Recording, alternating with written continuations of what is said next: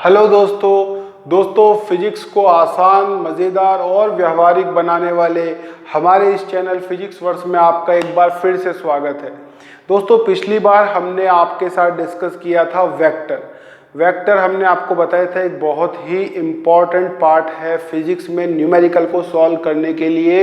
Even कुछ जगह तो आपको वेक्टर्स अगर आते होंगे तो आपको पेन भी लगाने की ज़रूरत नहीं पड़ेगी और न्यूमेरिकल आप कर सकते हैं। दोस्तों तो पिछली बार हमने 3 चीज़ें डिस्कस की थी आपके साथ। बेसिक डिस्कस किया था फिजिक्स इसका, आपका स्केलर और वेक्टर क्वांटिटीज़ क्या होती हैं, वेक्टर्स के बेसिक क्या है, उनको क्या क्या प्रॉपर्टीज़ लगती है, और तीसरा पार्ट था एडिशन और सब्ट्रैक्शन के बारे में। तो एडिशन हमने डिस्कस कर लिया था, सब्ट्रैक्शन हम थोड़ा सा डिस्कस करके हमारे बाकी 2 टॉपिक्स के ऊपर चलेंगे दोस्तों। तो फटाफट से शुरू कर देते हैं हम। तो एडिशन में हमने 2 चीज़ें देखी थी दोस्तों। पहली थी हमारी ट्रायंगल लॉ और पैरेललोग्राम लॉ। ठीक है, ट्रायंगल लॉ हमने आपको बताया था कि इस तरीके से जब वेक्टर का प्लेसमेंट होता है तो ट्रायंगल लॉ लगता है। ठीक है, तो ए वेक्टर और बी वेक्टर अगर किसी ट्रायंगल की 2 कॉन्जिक्यूटिव साइड को रिप्रेजेंट कर रहे हो तो थर्ड वेक्टर जो है यानी कि रिजल्टेंट वेक्टर यानी कि दोनों के सम जो है, वेक्टर्स का सम जो है वो ट्रायंगल की थर्ड साइड से दिया जाता है। और इसका डायरेक्शन आप नोट करना कि इस तरीके से रहता है, ये यहाँ से यहाँ, ये यहाँ से यहाँ, तो तीसरा सम वेक्टर यहाँ से, रिजल्टेंट वेक्टर यहाँ से यहाँ। ठीक है, ये इन दोनों के बीच का दोनों वेक्टर के बीच का एंगल होता है और ये रिजल्टेंट और ए के बीच का एंगल होता है। इसी तरीके से पैरेललोग्राम लॉ हम कब लगाते हैं? पैरेललोग्राम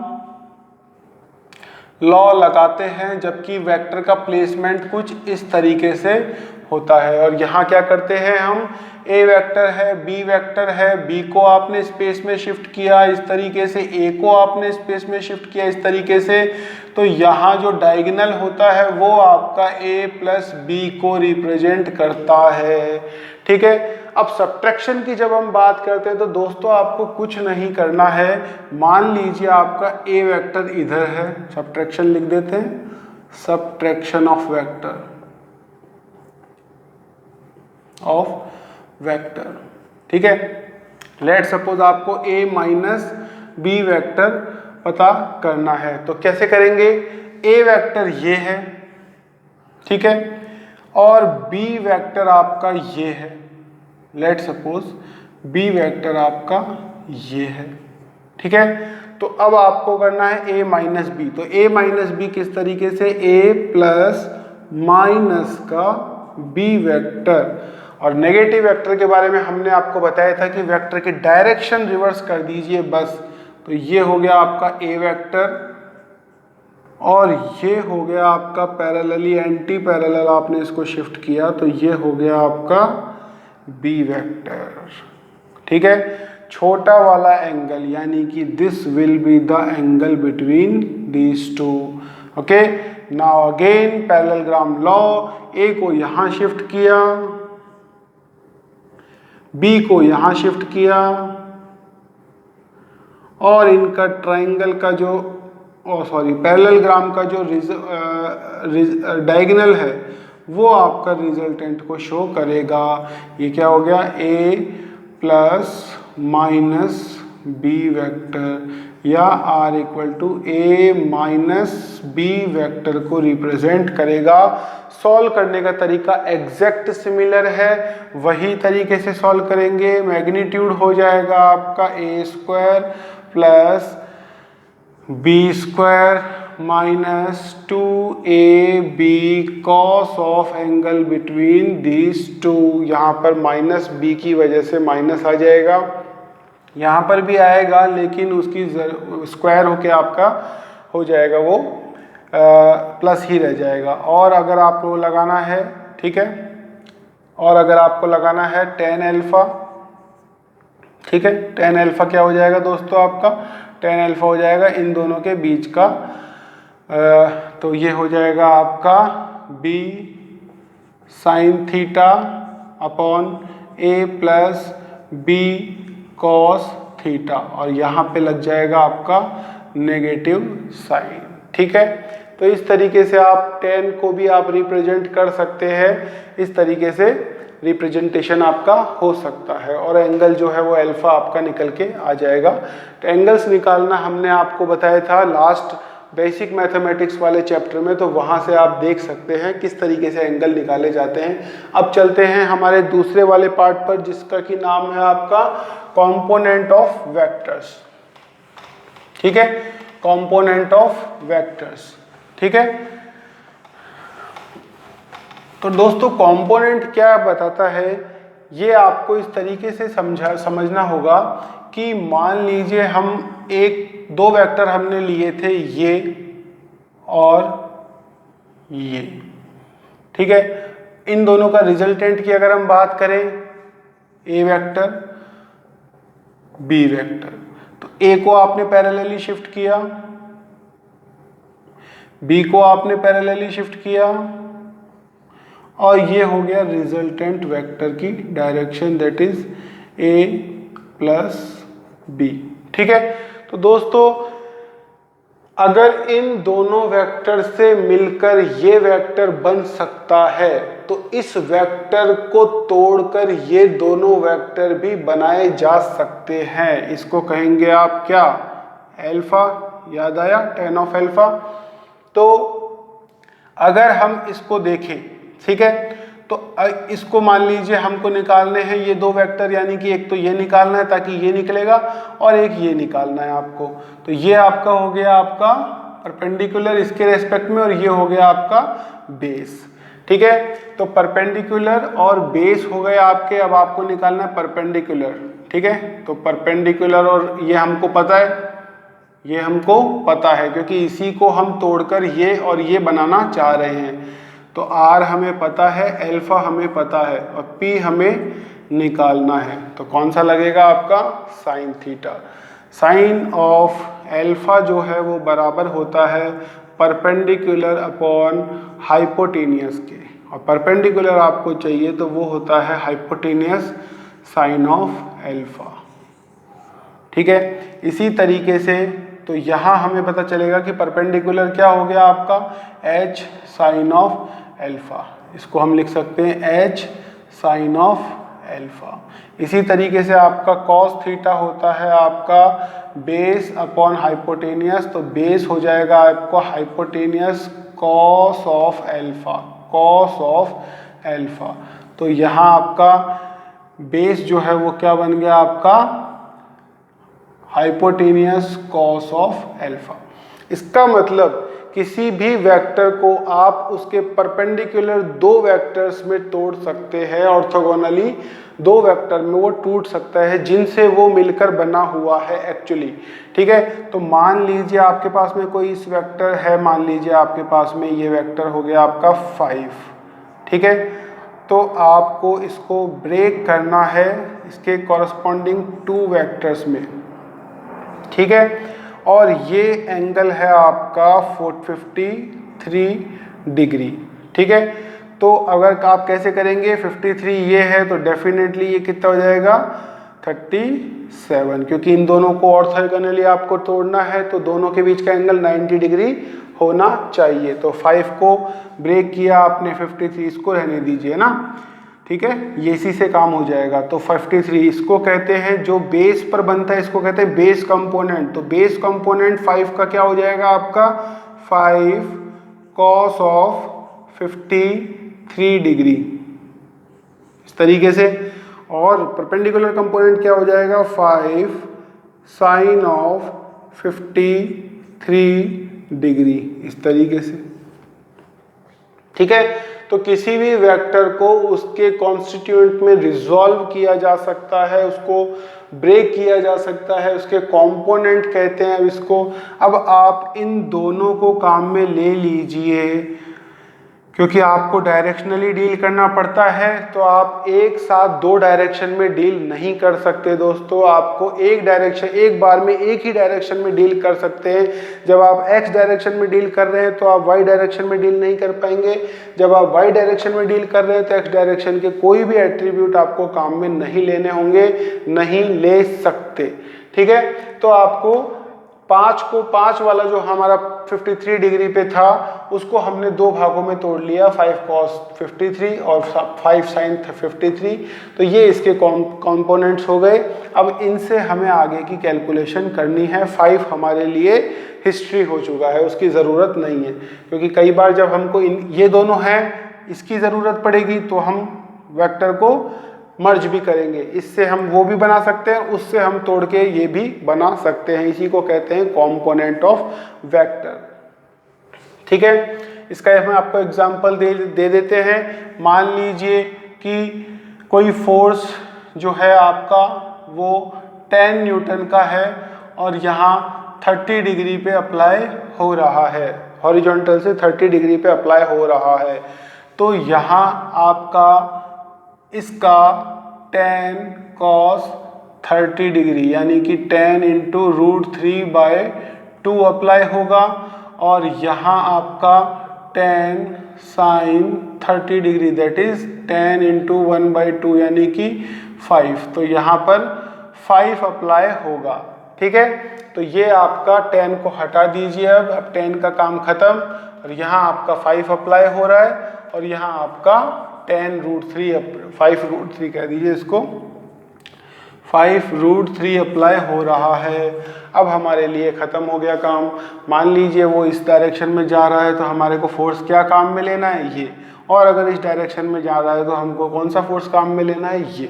ठीक है, डिपेंड करता है कि मोशन किस डायरेक्शन में है, तो उसी डायरेक्शन का कंपोनेंट आपका काम आएगा। टोटल फोर्स कभी भी एक डायरेक्शन में मूव नहीं करवा सकता। ओके, तो ये हो गया आपका कंपोनेंट। बहुत ज़्यादा काम आएगा दोस्तों, लिख लेना, बहुत ज़्यादा रिवाइज कर लेना इसको, क्योंकि इसके बिना न्यूटन्स लॉ ऑफ मोशन कुछ भी नहीं होगा, वरना न्यूटन्स लॉ ऑफ मोशन का बेस ही ये है। इसी तरीके से सब्ट्रैक्शन ऑफ मेथड और एडिशन ऑफ मेथड जो है वो रिलेटिव वेलोसिटी के बेस है। रिलेटिव वेलोसिटी का भी आपको नहीं आएगा अगर आप नहीं करते हैं एडिशन और सब्ट्रैक्शन ऑफ वेक्टर। ओके, अब आ जाते हैं हम प्रोडक्ट ऑफ टू वेक्टर्स पे। दोस्तों ये बहुत काम आने वाला है, प्रोडक्ट ऑफ टू वेक्टर।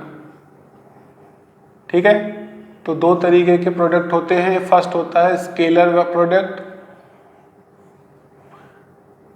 जिसको हम कहते हैं डॉट प्रोडक्ट। डॉट प्रोडक्ट इसको रिप्रेजेंट करते हैं A डॉट B से। ठीक है, ध्यान रखना वेक्टर का स्केलर प्रोडक्ट है ये, वेक्टर का स्केलर प्रोडक्ट। ठीक है, और दूसरा होता है आपका वेक्टर प्रोडक्ट। तो वेक्टर का इसको कहते हैं cross product, A cross B।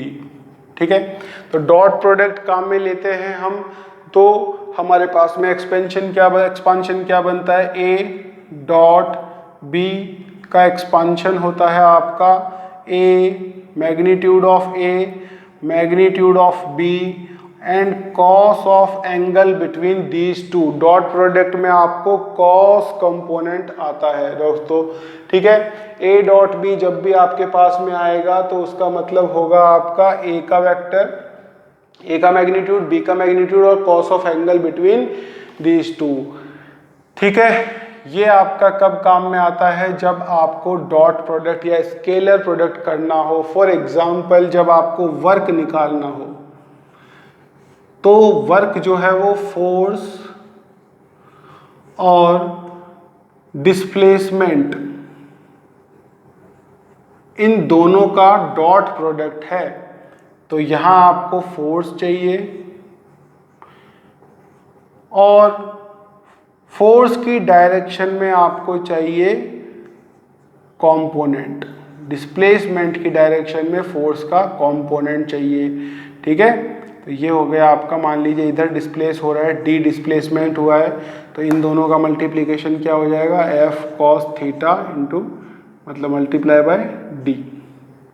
ठीक है, तो ये देखिए कॉस प्रोडक्ट आ रहा है, तो एफ डॉट डी से इसको रिप्रेजेंट कर सकते हैं। ठीक है। तो डॉट प्रोडक्ट का मतलब हो जाएगा कि दो वेक्टर्स का डॉट प्रोडक्ट जो है वो क्या होता है, मल्टीप्लिकेशन ऑफ वेक्टर मैग्नीट्यूड और उनके बीच में एंगल का cos product, cos of angle. ठीक है, इसको लिख लीजिए। ठीक है, अब जो रिजल्टेंट क्वांटिटी आई है दोस्तों, ध्यान रखना कि वो स्केलर होगी, स्केलर होगी, वो उसकी कोई डायरेक्शन नहीं होगी, वर्क की कोई डायरेक्शन नहीं है। ठीक है, कितना कैलोरी अपने काम किया, कितना कैलोरी एनर्जी बर्न की, उसकी कोई डायरेक्शन नहीं होती। किस डायरेक्शन में आप चले नहीं चले उससे कोई मतलब नहीं होता है। ठीक है, उसके बाद आता है आपका, उसके बाद आता है आपका क्रॉस प्रोडक्ट या वेक्टर प्रोडक्ट। तो ए क्रॉस बी रिप्रेजेंट करता है ए का मैग्नीट्यूड, बी का मैग्नीट्यूड और इनके बीच के एंगल का साइन, और जो ये रिजल्टेंट वेक्टर आएगा इनका क्रॉस प्रोडक्ट से वो एक वेक्टर क्वांटिटी होगी, और वेक्टर क्वांटिटी होगी तो उसकी डायरेक्शन होगी, और डायरेक्शन क्या होगी, normal to the both of A and B, और नॉर्मल में भी ऊपर या नीचे, ये हमको पता करना है। ठीक है, इसके लिए हमारे पास में केवल एक लॉ है।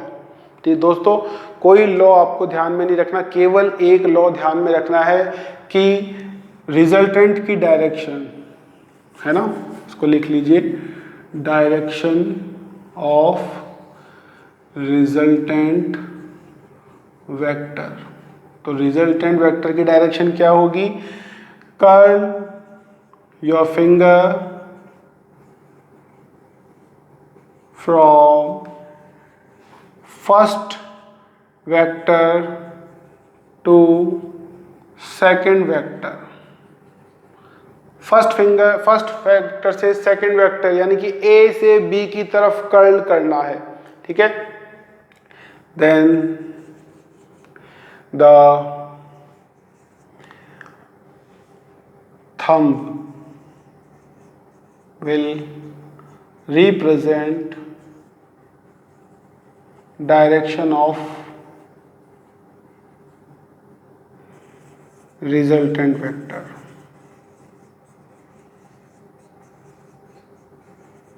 ठीक है, तो A से B की तरफ आप कर्ल कर दीजिए तो आपको डायरेक्शन मिल जाएगी किसकी, रिजल्टेंट वेक्टर की, जो भी इसका रिजल्टेंट बनने वाला है उसकी डायरेक्शन मिल जाएगी। ठीक है, देख लेते हैं कैसे मिलेगी। ये आपका मान लीजिए ए वेक्टर है, ये आपका बी वेक्टर है। ठीक है, ए वेक्टर और बी वेक्टर इस तरीके से हैं और दोनों के बीच में 90 डिग्री का एंगल है। ओके, अब देख लीजिए कैसे मिलेगी डायरेक्शन। ए से बी की तरफ कर्ल कर रहे हैं तो थंब जो है वो आपकी डायरेक्शन में आ रहा है। ठीक है, तो थंब जो है वो आपकी डायरेक्शन में आ रहा है, इस वजह से जो रिजल्टेंट वेक्टर है ए क्रॉस बी का वो किधर आएगा, इधर आएगा। यानी कि अगर मैं ए से बी की तरफ फिंगर को कर्ल करता हूं तो थंब किस तरफ जाएगा, आपकी तरफ जाएगा। ये कब काम आता है दोस्तों, ये काम आता है जब मान लीजिए हम किसी स्क्रू को इधर से इधर घुमाते हैं तो हम फोर्स तो इधर लगा रहे हैं तो उसको इधर जाना चाहिए, नहीं, वो इधर नहीं जाता, वो बाहर की तरफ आता है। क्यों, क्योंकि रिजल्टेंट वेक्टर की डायरेक्शन बाहर की तरफ है। ठीक है, तो ये भी आएगा आपके पे जो स्क्रू लॉ है। हालांकि हमको किसी भी तरीके का कोई लॉ समझने की जरूरत नहीं है, आपको केवल एक लॉ याद रखना है कि फर्स्ट वेक्टर से सेकंड वेक्टर की तरफ कर्ल कर दीजिए फिंगर को, और थंब जो है वो आपको रिप्रेजेंट करेगा रिजल्टेंट वेक्टर की डायरेक्शन को। तो अब जब आप पेज को घुमाते हैं तो वो बाहर की तरफ इसीलिए आता है क्योंकि उस पर बाहर की तरफ एक फोर्स लग रहा होता है।